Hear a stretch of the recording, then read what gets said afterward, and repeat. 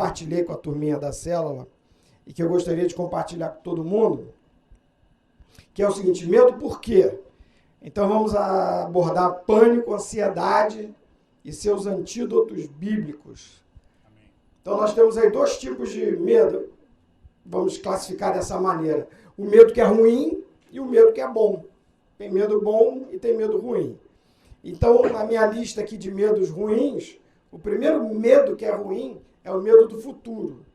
É o medo de uma ilusão, algo que você não sabe nem se vai acontecer, mas que, de alguma maneira, você sofre, teme antecipadamente. É a pré-ocupação, né? Você se ocupa antecipadamente. Isso, aí já é a ansiedade, o medo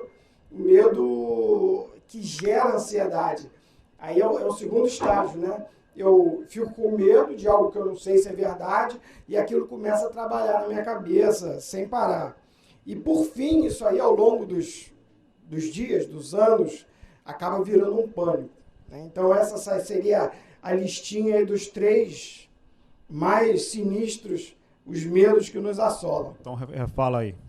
O medo do futuro, ou o medo da ilusão, né? O medo de uma ilusão, o medo que produz ansiedade e o medo que produz pânico, que seria o último estágio. O agravamento aí, né? Isso.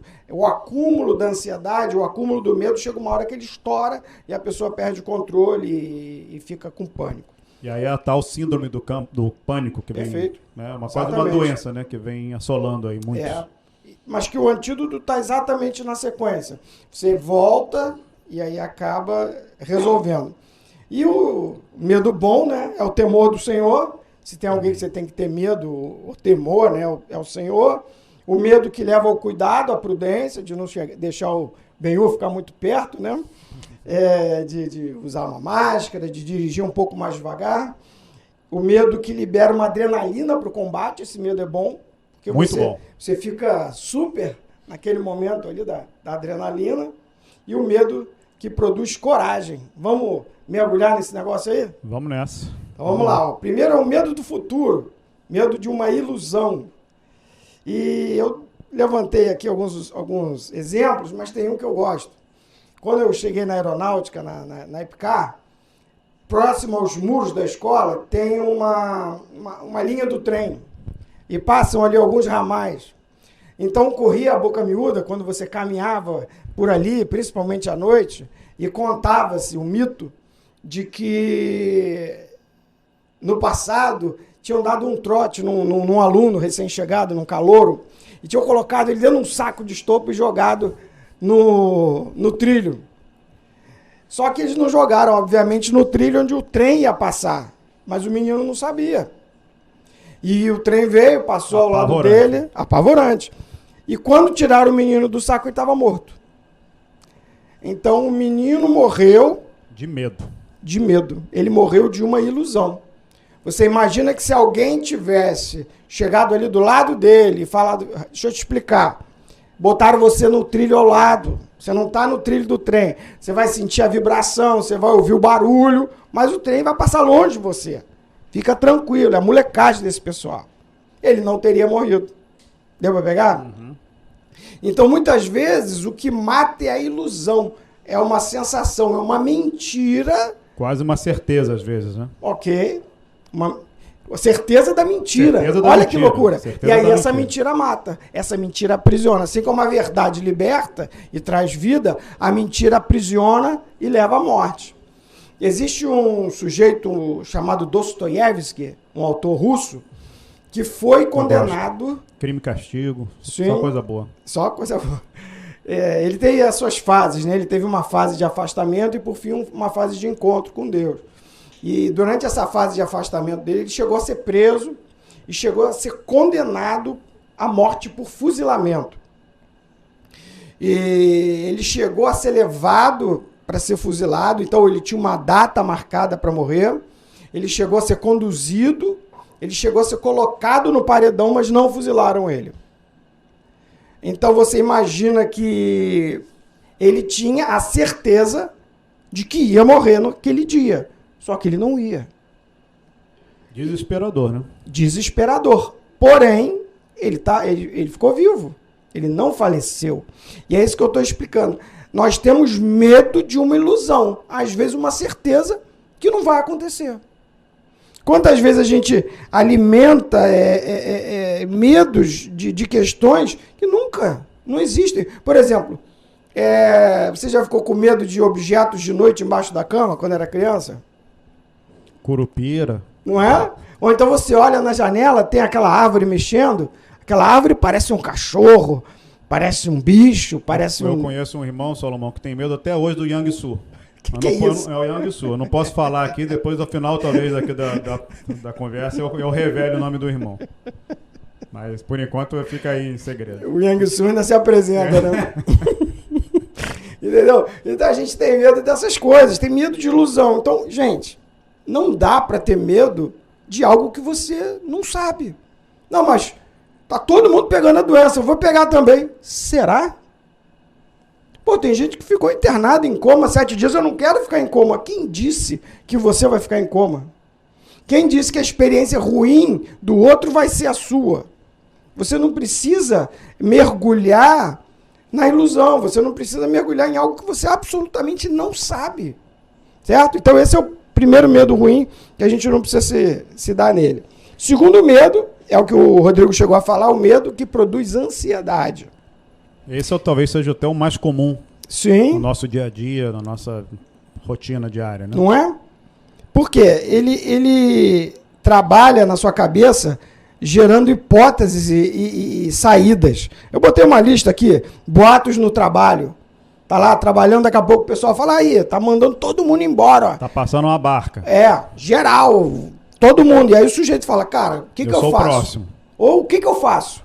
E aí ele começa a gerar alternativas na cabeça dele do que ele tem que fazer. Só que a ansiedade ela é diferente de um planejamento positivo. O planejamento você cria plano A, plano B, plano C e ora em cima daquilo está tranquilo. Mas a ansiedade não. Você depois de gerar um ciclo de ansiedade, você fala, mas vai dar errado.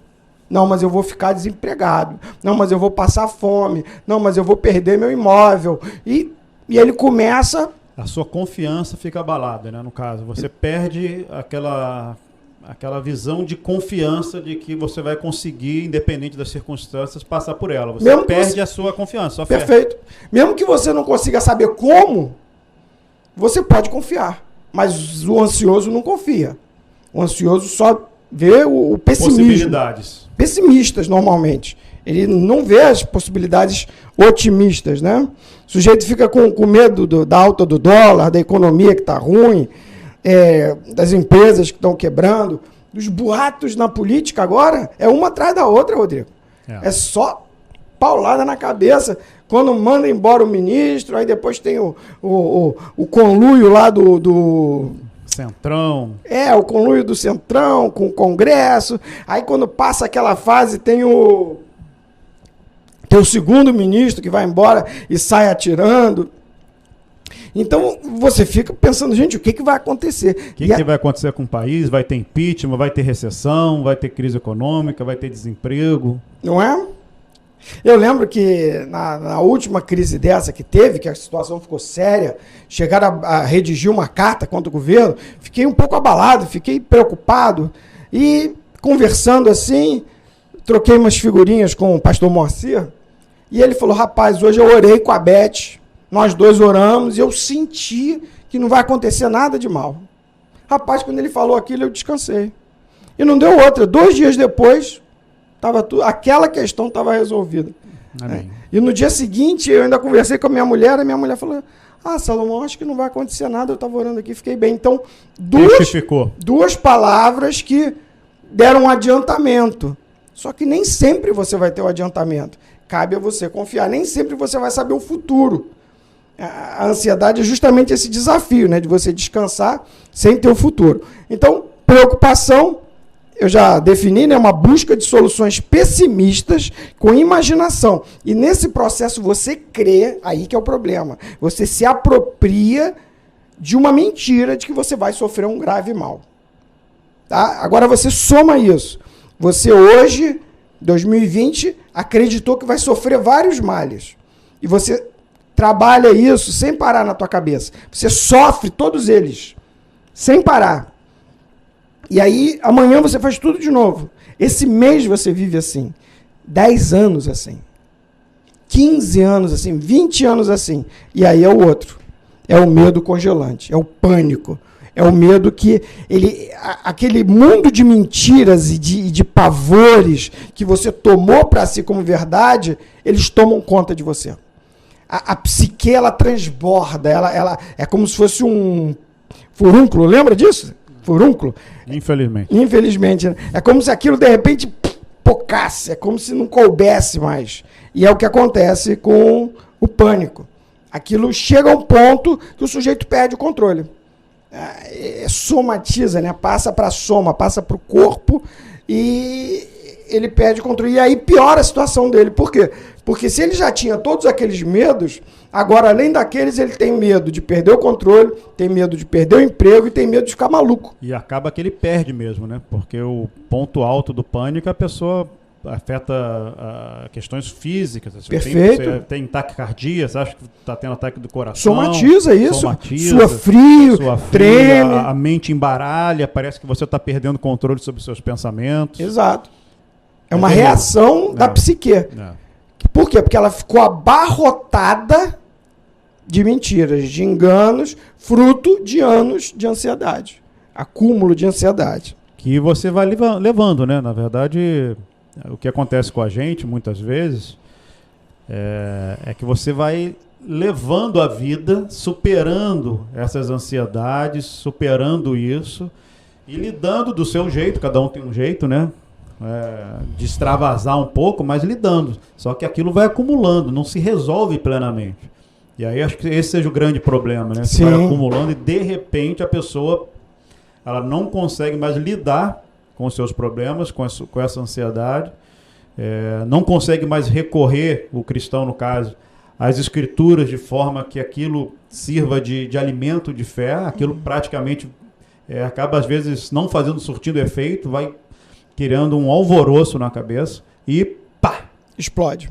Explode. Então é quando a pessoa, de fato, entra num processo muito agudo que é isso, né? Do pânico, ou da ansiedade, gerando paralisia, gerando confusão mental, gerando uma série de problemas. E o nosso desafio qual é? Buscar o antídoto bíblico. Amém. Para evitar que se acumule. Você pode trabalhar com cada um desses pontos, né? Ou seja, tem que ter uma manutenção. Perfeito. Prevenção. Só atuar na crise. Perfeito, porque exatamente. A crise já é mais difícil. É muito difícil. Então, fazer uma manutenção da sua confiança, da sua fé em Deus, da sua dinâmica de vida, que envolve a palavra de Deus, que envolve as suas emoções, que envolve o seu corpo, para que você tenha saúde, né? Perfeito. É como se fosse assim, Rodrigo. Você passou 20 anos da sua vida semeando um campo de espinhos. E aí chegou um ponto que você falou, cara, eu não quero mais espinho no meu campo. Aí a pessoa chega para você e fala, bom, então vamos plantar maçãs. E aí você começa a plantar maçãs. Só que entre você plantar maçãs e colher essas maçãs, você vai continuar andando nos espinhos. Tem um tempo aí, né? Isso. Então, quando acumula, você vai ter que ter a paciência, e aí é que é terrível, porque você já está sofrendo, de reprogramar o teu corpo, teu pensamento, para começar a colher as frutas boas e o espinho parar de nascer, de te prejudicar. De machucar. Então não Ou seja, a dor, você vai conviver um pouco ainda. Isso. Não é um administrar. estalar de dedos. A não ser que Deus faça um milagre.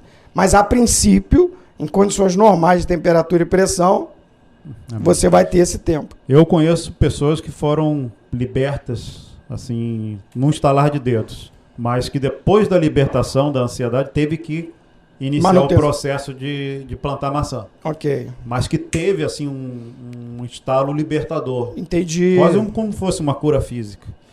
Mas que não isentou a pessoa de continuar plantando maçãs, porque a cura, né? Jesus, quando curou o cego, falou, olha, vai, não pegues mais. Vai para que você não suceda uma coisa pior. Uhum. Então, assim, existe um processo de manutenção, né? Quando ele ressuscitou Talita, ele falou, dá uma comida para ela, né?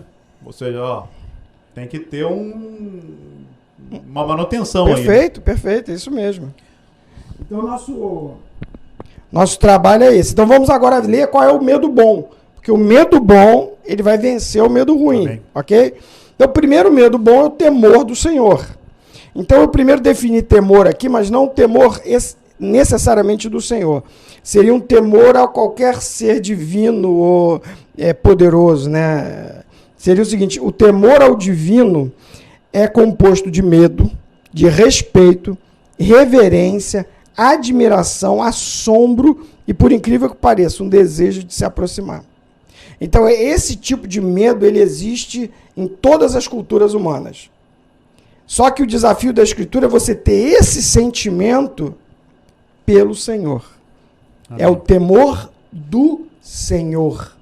Porque aí ele fica canalizado para o único ser do universo que é digno desse temor, dessa reverência, desse assombro e que não vai te ferir, que não vai te fazer mal. Aqueles meninos lá de Nárnia sentiram quando viram Aslan. Oh, perfeito, é isso mesmo. O medo daquele leão enorme, mas ao mesmo tempo uma necessidade, um desejo de se aproximar desse ser magnânimo, magnífico. Perfeito. É. Sabe que ele é terrível, mas sabe que ele é bom. E aí entram as duas características principais do medo bom. É você conhecer aquele a quem você teme.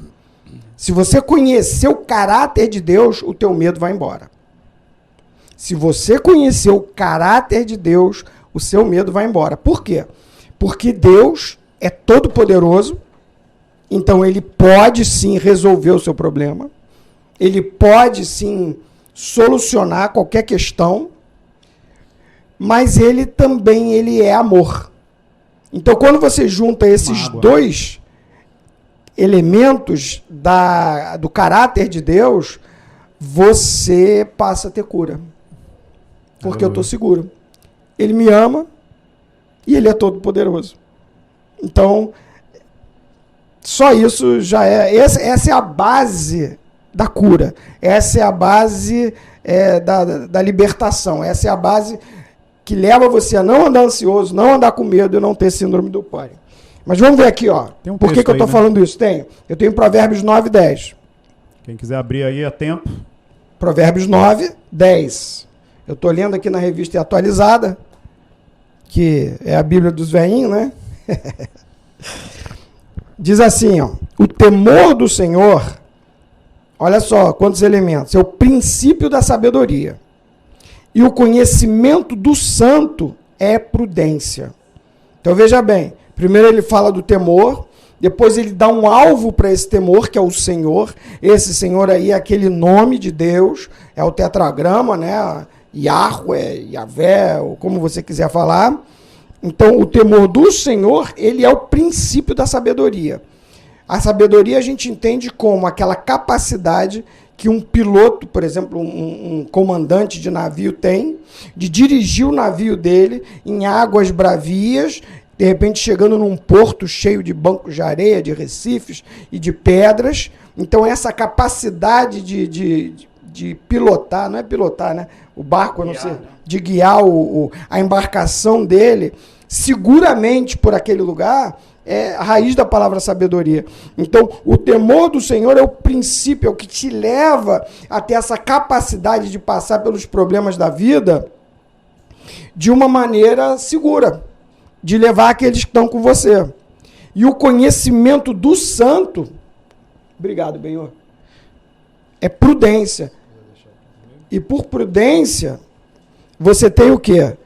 Você tem aquela capacidade de você evitar o mal. E aí eu vou ter até um versículozinho daqui a pouco aqui para cá. Tá? Você quer ver, ó? O que leva esse pessoal a cair nesses golpes do vigário, golpes do dinheiro? É a ganância, ok? Então, se você entendeu que você não deve ceder à ganância, que dinheiro fácil dá mal, dá ruim, que não existe almoço grátis, então você não vai cair nesse golpe, você vai ser prudente. Muita gente vai atrás das pirâmides hoje em dia, né? Ah, sim. Elas só vão mudando a cara, né? Vão mudando, não é bem um golpe, mas é um negócio que promete dinheiro fácil sem trabalho. Pois é. Ou com pouco trabalho. Para você ganhar aquele mundo de dinheiro, alguém teve que te dar, né? E perder. Exatamente. Quando não é você que perde, né? É a questão do time. Alguém vai perder em algum momento. Pode ser que você ganhe durante um tempo, mas explode lá na frente. Não tem garantia. Então, o segundo medo. Um medo bom é o medo que leva ao cuidado, à prudência. É isso que a gente está falando. O versículo diz assim: o prudente vê o mal e se esconde, mas o simples, o tonto, passa adiante e sofre a pena. Né? Então, é o que a gente está comentando aqui. Você está lá no mar, aí vê que a pessoa lá foi atacada por um tubarão. Você vai ficar dentro d'água? Não. Você vai morrer de medo e sair nadando igual uma flecha. Então, isso é o quê? É um medo bom, é um medo que leva à prudência. É um medo que te leva a ser sábio, até. Que biologicamente é estimulado para que você receba a sua adrenalina ali e consiga escapar. Exatamente. Você está dirigindo seu carro com a família. Aí você lembra de uma história de uma pessoa que bateu o carro e matou a família toda. Só sobrou uma criança. Você imediatamente tira o pé, joga a setinha, vai para a direita. Fala, cara, para que eu estou nessa correria? Você é prudente, porque você tem medo. Só que aí é um medo bom, é um medo que te leva à prudência. Terceiro medo, é um medo que libera adrenalina para o combate. Opa. É um combustível extra para o combatente. Dizem que quando você está com adrenalina, Rodrigo, você não sente dor tão apuradamente. Você fica meio pitbull, que sente pouca dor. Então você está pronto para o embate, está pronto para uma situação. E é comum quando você está assim nesse processo de adrenalina, fugindo de um bicho, não sei se você já passou por isso, mas você sai correndo de um boi, de um cachorro bravo, você sai correndo. Eu lembro de uma feita na casa da minha avó. Eu era garoto, devia ter uns 5, 6 anos. Eu pulei um muro, um portão, devia ter assim mais alguns centímetros acima da minha altura. Eu pulei aquilo num pulo, quando o cachorro me atacou. E depois, quando eu voltei, eu falei assim, cara, eu não consigo nem escalar esse portão, quanto mais ter pular daquele jeito. Pulado. E outra coisa que eu reparava sobre a adrenalina é que às vezes você se cortava no meio de uma situação. Você só ia ver depois. Perceber muito depois, né? O efeito a graça de Deus na nossa vida. Os superpoderes, né? Que ele coloca ali um pouquinho. Depois a perna bate, né? A perna depois bambeia. Você treme, né? Depois que você vê, se livra ali de um acidente, consegue desviar. Quando você encosta o carro, é verdade. Aí vem o repuxo. Então esse também é um medo bom. E por último, o medo que eu vou me deter um pouquinho mais é o medo que produz coragem. Como é que é isso? Você vai ter medo, porque quem tem juízo tem medo, ok? Só que você vai ser desafiado a enfrentar esse medo com coragem. Para que isso? Para que o que tem de melhor de Deus dentro de você aflore. Ok? Então esse é o trabalho de refino do Senhor. Ele vai te expor alguma situação um pouco mais arriscada, que vai te desafiar a andar com coragem, a seguir com coragem. E isso é o que Deus faz. Você sabe que tem o maluco que não sente medo, porque ele não tem noção do perigo. É a criança de 6 anos que chega numa janela. Ele não tem medo porque ele não sabe que aquilo é perigoso. Ou então é um sujeito mais velho, mas que calcula o risco. Louco, ele não tem medo, não sente medo. Esse aí não está nessa nossa lista. Tem o cara que sente medo e fica travado, e não sai do lugar, e abaixa, e não se mexe. E tem o cara que sente medo e enfrenta o medo. Então você é chamado para isso. Muitas vezes você vai sentir o medo, mas você vai ter que se posicionar. Você vai ter que dizer, não, eu sou cristão. Você sabe que socialmente você vai sofrer. Ultimamente a gente anda até grilado aí com as questões legais, né? Mas você vai ter que enfrentar. Tá? Então eu queria ler um texto aqui que está em Mateus 10, 16 a 20. Vamos dar uma procurada aí, Mateus 10, de 16 a 20. Enquanto isso, você me dá um pouquinho daquela água. É essa aqui, ó. Pode deixar que eu não... vai babar na minha água. Não tem contaminação, não. Vou aproveitar para eu beber também. Quanto tempo já tem, Bem? Você deve ter marcado certinho ali. Isso, 24 minutos. Olha só o texto, Mateus 10, de 16 a 20. Diz assim, ó. Ouçam, isso é Jesus enviando os 12. É outro contexto, mas É Jesus enviando discípulos. Então a gente pode ver como é o coração de Jesus enquanto um guerreiro, enquanto um homem de guerra. Olha como ele fala: ouçam, eu os envio como ovelha no meio de lobos. Portanto, sejam espertos como as serpentes e simples como as pombas. Tenham cuidado, pois vocês serão entregues aos tribunais e chicoteados nas sinagogas. Por minha causa serão julgados diante de governadores e reis. Mas essa será a oportunidade de falar a meu respeito para eles e para os gentios. Quando forem presos, não se preocupem, olha só, ele está falando para você não ficar ansioso. Quando forem presos, não se preocupem com o modo como responderão, nem o que dirão. Naquele momento, as palavras certas lhes serão concedidas, pois não serão vocês que falarão, mas o Espírito Santo de meu Pai falará por meio de vocês. Então ele faz um aviso aqui assustador. Assustador. Eu fico com medo, eu não quero ser entregue a tribunal, eu não quero ser chicoteado, eu não quero parar numa polícia civil para apanhar de policial, não quero, né? Não quero ser julgado, não quero ser algemado, mas o senhor não está perguntando se eu quero. Ele está me falando, olha só. Façam isso. Isso pode acontecer, isso vai acontecer. Coletivamente, vai acontecer. Pode ser que não aconteça com você como indivíduo. E ele espera que você encare isso, que você seja corajoso. Que você vai ver o medo e você vai partir para dentro. Não vai ter jeito. A coragem não é ausência de medo, né? Perfeito. Não é. A ilusão é que as pessoas corajosas não têm medo. Não é essa a realidade. Exato. É você ter a capacidade de, diante do medo, tomar medidas, tomar ações que coloque a sua vida pessoal em risco, né?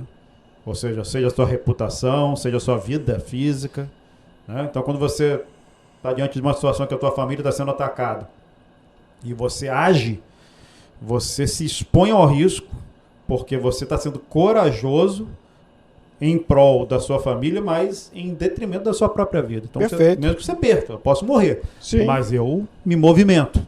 Então, a coragem ao contrário da paralisia, né? Quando você está... Exatamente. E aqui, eu não vou proteger a minha família, eu vou proteger o Evangelho. Eu vou anunciar o Evangelho, que é o poder de Deus. Eu estou debaixo de uma missão vinda do Deus, do Criador. A figura melhor para mim é de um militar, que está num combate e ele está entrando. E ele vai e ele sabe. É como se você fosse para o combate e o seu líder de pelotão falasse para você: ó, Rodrigo, gente vai morrer do teu lado. Vai ter gente que vai ficar ferido, vai ter gente que vai perder perna. Avança. Mas vai em frente. Não para, senão é pior. Então o senhor está dando um aviso, ou seja, esse é o tipo de medo, mas que você é desafiado a crer com coragem, a avançar mesmo assim. E repara que ele está dizendo o seguinte: na hora que você tiver que se defender, não vai ficar ansioso. Ou seja, ele está dizendo, você pode sofrer fisicamente, você pode sofrer um julgamento, mas não sofra de ansiedade. Tremendo, né? Aí o verso continua, ele fala assim: ó, um irmão trairá o seu irmão e o entregará à morte. Só coisinha leve. E assim também o pai ao próprio filho. Os filhos se rebelarão contra os pais e os matarão. Todos os odiarão por minha causa. Então você não pode querer ser um cara popular para todo mundo. Você pode ser querido no meio da igreja. Você pode, como a igreja primitiva, gozar do favor dos homens. Mas a tendência daqueles que são opostos a Deus é te odiar. Foi assim com o mestre, vai ser assim com os discípulos. É isso aí. Ele vai dizer daqui a pouco isso mesmo, cara. Não é o servo maior que o seu Senhor. Exatamente. Então, se perseguiram a mim, vão perseguir vocês. Então, quando você sofre esse tipo de dor, né? Esse tipo de impacto, esse tipo de desconforto, você está se alinhando com o teu Senhor. De uma maneira íntima, como você nunca poderia experimentar. Nenhum ser humano quer sofrer. Eu não quero sofrer. Você não quer sofrer. Mas a garantia é a seguinte: se acontecer algo assim, o que contam, né, Rodrigo? É que durante aquele período, a graça de Deus, ela é tão abundante, que eu já ouvi os caras falarem: cara, eu sinto falta daquela graça que tinha quando a gente estava preso. porque era uma porção de Deus só para quem passa por aquele tipo de luta. Então, existem situações que você confortavelmente evitaria. E por saber disso, Deus administra isso. Há relatos da história de que no período do Império Romano, onde havia perseguição, muito comum, muitas pessoas sendo martirizadas. E começou a acontecer que algumas pessoas se entregavam para ser martirizadas. Aí chegou a ter um debate se era válido o martírio de alguém que se entregava. Ficou um debate. Não, quem se entrega, não. Aí chegou a alguns arranjos que é o seguinte: você tem que evitar o martírio, você não pode se entregar. E aí conta, não sei se foi um desses caras da patrística, Policarpo, se eu não me engano, que ele fugiu uma, só que ele já era um velho, fugiu uma, fugiu duas, quando fugiu a terceira, ele falou: sabe uma coisa? Eu amo meu Senhor e eu não vou mais fugir não. Se me pegarem aqui, me pegaram. E ele foi queimado, salvo engano. E assim, tentaram, porque como eles eram idosos, cara, não faz isso com você mesmo, se preserve, não. Né? Mas assim, um fato curioso de que essa graça devia ser tão abundante nessas pessoas que havia até um desejo de experimentar alguma coisa nesse sentido. Eu até entendo, eu não sei como eu reagiria, só posso saber na hora, mas eu vou ter que morrer um dia. Morrer pelo Senhor é uma glória, né? É uma glória. Entendeu? Então vamos lá. E aí Jesus fala o seguinte, mas quem perseverar até o fim será salvo. Então, repara que ele não está amolecendo em nada aqui.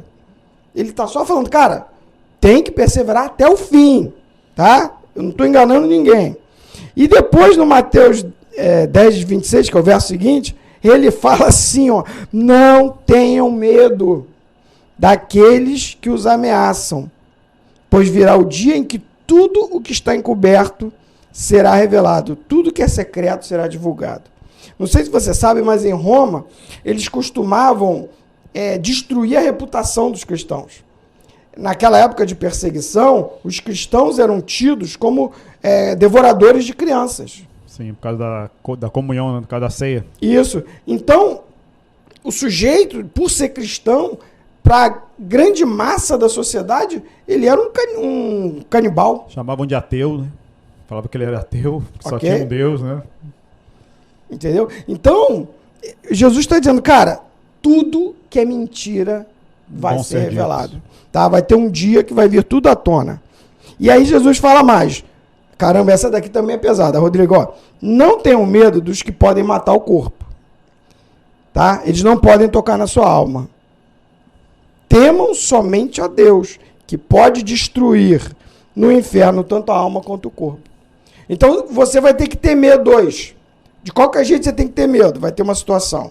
Você pode ter medo daquele cara que pode destruir o seu corpo, ou você pode ter medo daquele outro que pode destruir tua alma e teu corpo. Então, ele está dizendo, é melhor você escolher temer o Senhor. Teme o Senhor, não teme esse cara, não. Repara que Jesus não está adoçando. Jesus está tratando aqui com soldados. E com o medo máximo, né? Porque qual medo máximo você pode ter? É isso. Sim. Ter sua vida ceifada, ter a vida da sua família debaixo de algum tipo de violência, ter sua reputação totalmente destruída. Ou seja, o que pode ser pior do que isso? E mesmo assim foram os alertas que ele deu, né? Sim. Para os discípulos. Mas repara que é extremamente libertador. Extremamente. Se o que é o pior, o mais pesado, o Senhor me dá uma ordem, não tenha medo, e Ele me dá uma razão depois... O que mais pode vir? Vou ficar preocupado se eu vou perder o emprego? Entendeu? Se eu vou jogar a rede e não vou pegar o peixe? É extremamente libertador. Ele continua, ele fala assim, quanto custam 2 pardais? Uma moeda de cobre? No entanto, nenhum deles cai no chão sem o conhecimento do seu pai. Quanto a vocês, até os cabelos da sua cabeça estão contados. Novamente, portanto, não tenham medo. Vocês são muito mais valiosos do que um bando inteiro de pardais. Não vai acontecer nada comigo, com você, nem com quem está nos ouvindo, que passe despercebido do Senhor. Deus estava distraído... E aí você pegou a doença. Foi numa brechinha assim que Deus deu uma cochilada. Isso não existe. Fala... Deus é soberano. E onisciente né? Além, né? Ele é soberano. Ele conhece a formiga que foi pisada, que o carro passou em cima. Ele conhece o pardal, que está lá no meio da... É um bicho que vale nada, né? Então, nada. O exemplo do pardal é porque o valor é muito baixo, né? E ele sabe. E o pardal não cai sem ele dar o joia dele. Sem ele falar, não, tá bom, esse pode ir. Aí ele fala, imagina vocês. Ou seja, Deus estuda o teu caminhar. Não existe nenhum movimento teu, nada chega em você que não passe pelo ok do Senhor, pelo crivo do Senhor, que é um Deus amoroso e tem o melhor para os seus filhos. Amém. Eu tenho uma história que envolve o Big Moacir. Eu fazia parte do grupo de estudo bíblico, discipulado com ele em idos de 93. Estava no pré-vestibular e ele morava na rua São João, ali no centro do Niterói. Uma rua meio... Até hoje é meio barra pesada, na época era bastante barra pesada. E o encontro que a gente tinha com ele era de sábado. Então a gente chegava lá de tarde, ficava lá de 2 da tarde, acabava a ministração, comia o lanchinho maravilhoso da Beth. E quando a gente saía ali de noite no centro da cidade, na São João. E teve uma palavra que o Moacir deu falando sobre aquele texto de Pedro, que vós sois nação santa, povo de propriedade exclusiva de Deus. O povo de propriedade exclusiva de Deus tem um radical grego de peri, povo de propriedade, dá a ideia de periscópio, né? É uma terminação grega que a gente usa várias palavras nossas, da ideia de perímetro. E ele falou o seguinte, então existe o seguinte, você é uma propriedade de Deus, então em volta de você tem um perímetro totalmente divino, como que uma couraça que você pode andar, viver, que aquilo nada te abala, nada te afeta, não tem. O que passa por Deus? Nada. Aí eu vi aquilo e saí no discipulado na São João, um pivete, bandido, aquela coisa meio underground da São João ali no sábado à noite. Mas me deu uma tranquilidade, que até hoje eu lembro disso, eu tinha 17 anos, 18 anos. Eu andei de peito estufado ali, mas me deu uma confiança. Eu posso enfrentar um exército agora. Eu posso enfrentar qualquer coisa, porque eu estou com um perímetro divino na minha volta, uma couraça. E eu fiquei com essa palavra durante muitos anos no meu coração e me deu coragem. Ok. Me deu coragem. Ou me expulsou o medo diante de situações adversas. Falei assim, cara, eu estou com o meu perímetro aqui. Ou eu creio nisso ou eu não creio. Agora, se eu creio, existe, e a palavra de Deus é totalmente recheada de muitas afirmações nesse sentido, da guarda do Senhor e da soberania de Deus. Sim. Ou seja, coisas ruins vão acontecer com pessoas boas? Vão. Né? Tá aí o relato de Jesus sobre os discípulos. Os caras eram apóstolos, foram perseguidos, blá, blá, blá, blá, blá, blá. Mas é debaixo de uma boa mão de Deus. Isso, perfeito. Na hora que você crê num Deus bom que te sustenta e que se acontecer alguma coisa, é a bondade dele, acabou, cara. Pronto. Você vira um leão, você vira uma pessoa invencível. E liberto do Libertador, medo. Liberto do medo. O Henrique passou para mim uma mensagem ontem. O Henrique acho que é cheio desse peri aí, porque eu nunca vi. Ele subiu o morro atrás da moto dele. Olha só, ele me falou que 365 vezes na Bíblia aparece a expressão não temais. Uma por dia. Uma por dia do ano. Não temais. É por isso que ele então enfrentou lá. Não temais. Um abraço, Henrique. Não é para ficar com medo. Não é para viver com medo. Não é. E o Senhor te chama para isso, tá? Então, eu vou... Deixa eu ver aqui. Deixa eu pular, senão vai demorar demais. Só fechando aqui o medo que produz coragem. Então, a perseguição é uma oportunidade de testemunhar. A perseguição traz uma proximidade, uma parceria com o Espírito Santo, que você não teria de outra forma. A perseguição ela não traz popularidade na terra, mas traz um destaque lá no céu. Lá em cima, você está sendo bem cotado. Eu acho que os anjos não apostam, não. Mas eles ficam ali, pô, cara, aquele sujeito ali tá bacana. A recompensa total é só no final.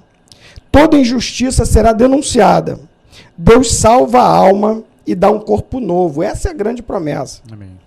Você tem valor e Deus controla o que lhe acontece. Existe um testemunho condicional que Deus vai te dar lá em cima. Se você não negar ele, ele não vai te negar lá em cima. E aí eu fecho com essa frase que o homem de Deus é indestrutível. Amém. Foi essa a minha experiência. Até que Deus tenha terminado a sua obra nele. Amém. Amém? Amém.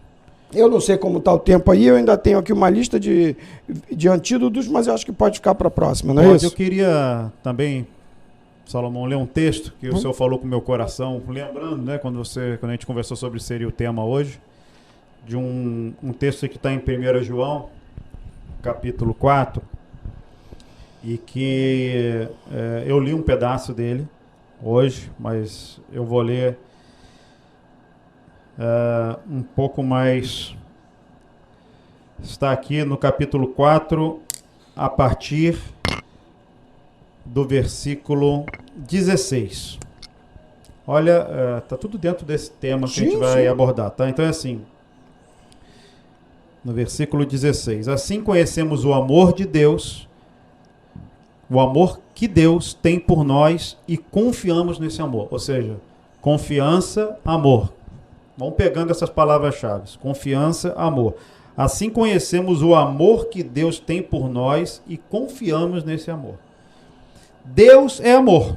Essa é uma definição importante. Perfeita. Sim, categórica. Deus é amor, ágape. Todo aquele que permanece no amor, que permanece em Deus, que é amor, todo aquele que permanece no amor, permanece em Deus. E Deus nele. Dessa forma, o amor está aperfeiçoado entre nós, para que no dia do juízo tenhamos confiança. Porque neste mundo, para que no dia do juízo tenhamos confiança, porque neste mundo somos como ele. Então, a palavra aqui é que o amor gera em nós uma confiança. Ou seja, esse conhecer, esse Deus que o Salomão estava falando, que nos conhece, que nos ama, e aí ele manifesta o seu amor, e aqui vai no versículo 18, muito importante, diz assim: no amor não há medo. No amor não há medo. Ao contrário, o perfeito amor expulsa o medo, porque o medo supõe castigo. Aquele que tem medo não está aperfeiçoado no amor. Nós amamos porque ele nos amou primeiro. Então, o fundamento do amor é baseado, irmãos, na graça de Deus. Nós amamos porque ele nos amou. Nós não conheceríamos nada sobre Deus se ele não viesse a nós e manifestasse o seu amor por nós. Perfeito. E quando ele manifesta esse amor, nos gera um insight que fala assim, cara, Deus de fato me ama. Ele manifestou isso com Jesus, botando a pele em risco, indo às últimas consequências por mim. Ele não ficou falando, eu amo vocês são demais. Não, ele foi às últimas consequências, abrindo mão da sua glória, renunciando tudo, vivendo uma vida completamente suspendendo a sua própria vontade, né? Jesus anulou a sua própria vontade para que a vontade de Deus prevalecesse plenamente, a ponto que a vontade de Deus e a dele se tornasse uma só, e ele manifestasse então aquela unidade perfeita do Jesus, homem, Deus, indo até a morte e morte de cruz. E aí me chama a atenção essa questão do medo, e esse é um aspecto que me fala muito, é que o medo envolve a perda, o sentimento de perder algo. Um dos maiores medos, por exemplo, da humanidade é falar em público. Às vezes supera até o medo da morte. Mas por que as pessoas têm medo de falar em público? Reputação. Ela fala assim, eu posso perder minha reputação. Eu vou chegar lá, vou falar uma besteira e vão rir de mim. Não vai ser bom. Eu vou ser mal interpretado, eu fico apavorado, porque a minha reputação está em jogo.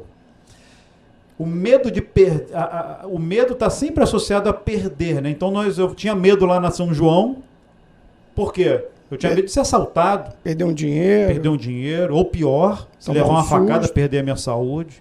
O medo está sempre associado à perda. E Jesus fala do amor quando o amor te traz a percepção de que você recebeu tudo de Deus. O amor lança fora o medo porque ele anula essa percepção da perda. Você simplesmente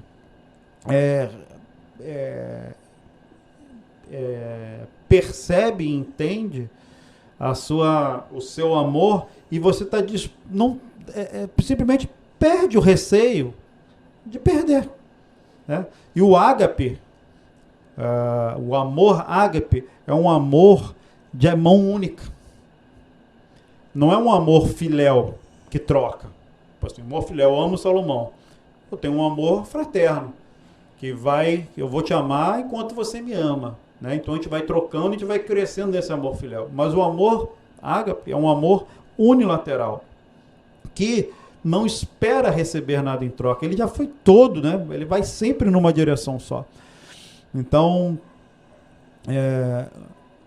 queria animar os irmãos, né, a mergulhar no entendimento dessa obra perfeita de Jesus por nós, que é o amor perfeito.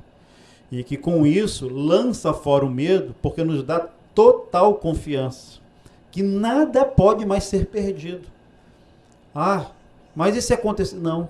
O amor de Deus por nós foi completo. Então, essa confiança provada em Jesus, nessa obra bendita, ela pode lançar fora, porque nada vai mais ser perdido. Sim, e que você tem valor para ele, né? Então não tem por que desconfiar de uma pessoa que deu tudo. Então, assim, o amor de Deus está associado à confiança. Perfeito. Conhecer o amor é conhecer a confiança, é crescer em confiança. Então eu confio em Deus, num Deus totalmente bom. Essa confiança nesse amor. Então o verdadeiro amor lança fora o medo. O medo é perder. Eu vou perder. Eu tenho medo de perder. O que vai ser do futuro? Medo do futuro. Pode não acontecer. O que vai ser de mim? Vem a crise, vem o coronavírus. As empresas estão quebrando. O mercado está desesperado. Está tudo muito... E eu tenho visto isso no meu dia a dia profissional, né? Empresas fechadas. Muitos desempregados. Muita gente com perda de salário, redução de salário. Muitos aí que estão ouvindo a gente, os irmãos já sofrendo redução no seu salário, no seu ganho.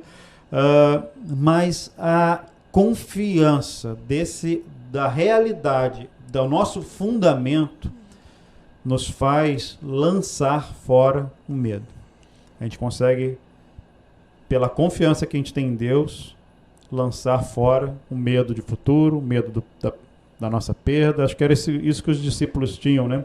Perfeito. Nessa manifestação no meio da morte, em meio do conflito, de ser violentado, o cara assim, cara, eu estou confiando em Deus, esse Deus de amor que morreu por mim. Então ele está ali, eu acredito que possa surgir pensamento, mas assim, eu acho que o medo se dissipa, né? Você primeiro enfrenta o medo com a coragem, que está baseada na confiança no caráter de Deus. Confiança no caráter de Deus. É essa confiança que nada mais é do que fé. É a mesma coisa, né? Eu creio que o meu Deus ama e eu creio que ele é todo poderoso. Primeiro eu conheço ele, né? Conheço que ele é bom, eu conheço o caráter de Deus. Por isso é importante, irmãos, você aproveitar esse tempo de quarentena aí, né? Se aproximar das Escrituras, para conhecer o caráter de Deus, conhecer a bondade de Deus. E não só conhecer por ler. Ler também é fundamental, mas em experimentar na sua vida de palavra, na sua vida de oração, na sua vida de troca. Conhecer a Deus, experimentar a Deus. Provai e vede que o Senhor é bom. Provai, você tem que experimentar. Pega ali, experimenta a Deus. Você vai provar que Ele é bom. A hora que você experimenta que Ele é bom, se aproxima de Deus na confiança da obra de Jesus, cara, acabou. Você tem um fundamento muito sólido para confiar. Um exemplo comum nas famílias é quando surge uma crise conjugal e às vezes um dos cônjuges sai de casa. E aquele que fica, que não traiu, aquele que é fiel, ele acaba se aproximando de Deus e se descobrindo amigo de Deus ao ponto de dizer, cara, se meu cônjuge não tivesse saído de casa, eu nunca teria tido esse encontro com Deus. Então, até os eventos assim mais adversos, eles podem levar você a descobrir o propósito de Deus de se revelar para você. Antes eu te conhecia de ouvir falar, mas agora os meus olhos te veem na experiência de Jó, muito dura, naquela treta cósmica e ele no meio, e ele passa por uma experiência rica. Pois é. E chegou uma hora que ele peitou Deus, né? E Deus no redemoinho apareceu para ele e falou, Jó, quem que é você, meu filhinho? E aí começa a ministrar para Jó, e Jó então, que tinha um fundamento Deus, mas um monte de coisa boa, né? Família maravilhosa, dinheiro pra caramba, uma reputação invejável, as pessoas tapavam a boca quando ele aparecia, né? Os jovens, um cara high level. E quando ele passa por aquela experiência, ele fala, cara, obrigado Deus, eu não conheceria o Senhor sem isso, né? Então essa confiança de que mesmo se vier alguma questão, aquilo ali vai redundar em glória para ele e em proveito para quem sofre. Amém. Porque Deus não é mau, não é cruel, não é sádico. Pelo contrário, Deus é amor. Ele já pagou o preço. Já pagou. Ele já deu tudo que ele tinha de melhor. A gente tem um firme fundamento. Isso. Para confiar nele. Tá? E só dando uma última amarradinha, mais prática, ansiedade não dá certo. Por quê? Porque é mentira. Ansiedade não funciona. Por quê? Porque não leva a lugar nenhum. Jesus fala, você pode acrescentar 1 centímetro à tua altura? Você pode tornar um fio de cabelo? Bom aí, né, Salomão? Pô, pelo menos uns 10 eu botava, filho. Né? Você pode mudar o fio do cabelo? Você não pode, não adianta você ficar ansioso. Então, para que você fica? Né? E ele falou, o Pai sabe, ele toma conta. E por fim o Paulo dá um mastigadinho. Né? Não andeis ansiosos em coisa alguma, antes em tudo, fazei conhecidas as vossas petições. Cara, aquilo tá te irritando? Ora, cara. Amém. Apresenta diante de Deus. Né? Aí ele dá uma lista, né? As vossas petições pela súplica, você pede, oração com ações de graça. Com ações de graça você fecha dizendo, mas eu confio no Senhor. Amém. Eu não vejo a saída, eu não vejo nada, mas eu confio no Senhor. E aí vem a promessa, e a paz de Deus, que excede todo entendimento, vai guardar, vai proteger a vossa mente e o vosso coração em Cristo Jesus. Tem um texto que é assim, não é nem o texto, mas é como se fosse assim, pede tudo, mas vigia com ações de graça. Ok, né? Muito bom. Vigiando com ações de graça. Uau. Você pode pedir qualquer coisa, mas a prova do teu coração são as ações de graça. Né? Ou seja, Senhor, eu queria, enfim, tal coisa, mas do jeito que está aqui, Senhor, eu agradeço. Né? Porque eu confio. Eu confio. É sempre a capacidade de agradecer, de vigiar com ações de graça, independente da circunstância. Amém, Rodrigo. Amém.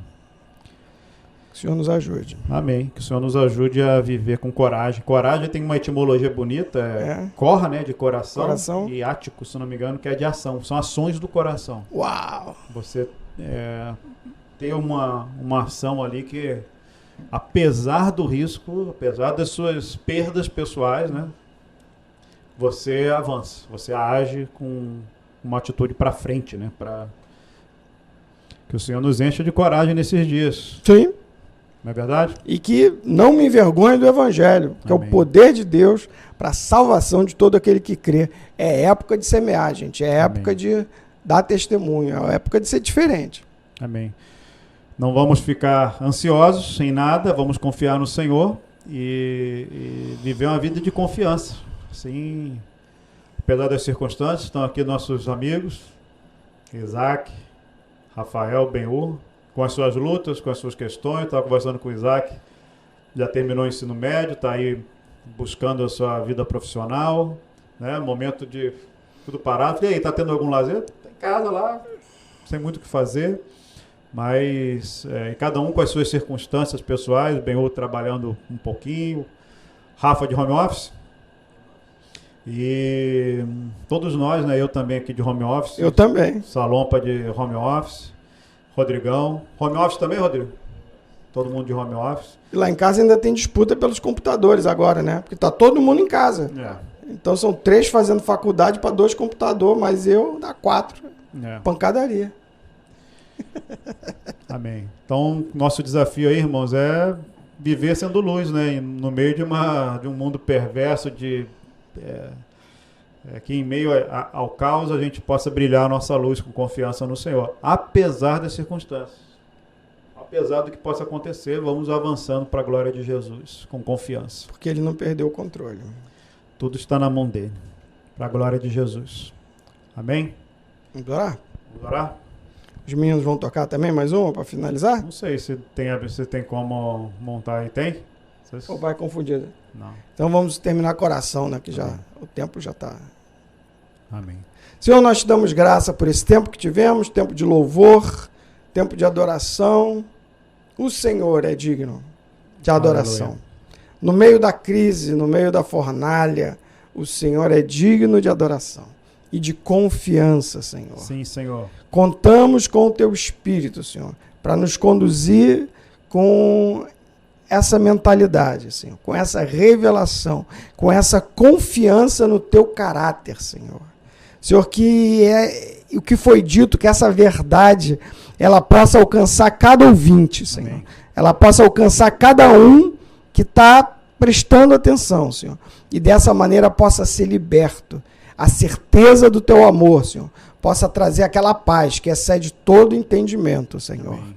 Estrutura, encoraja e enche, Senhor, os Teus filhos, Senhor, de graça para testemunhar e para louvar o Teu nome. Te Amém. Pedimos no nome de Jesus. Amém. Amém. Aleluia.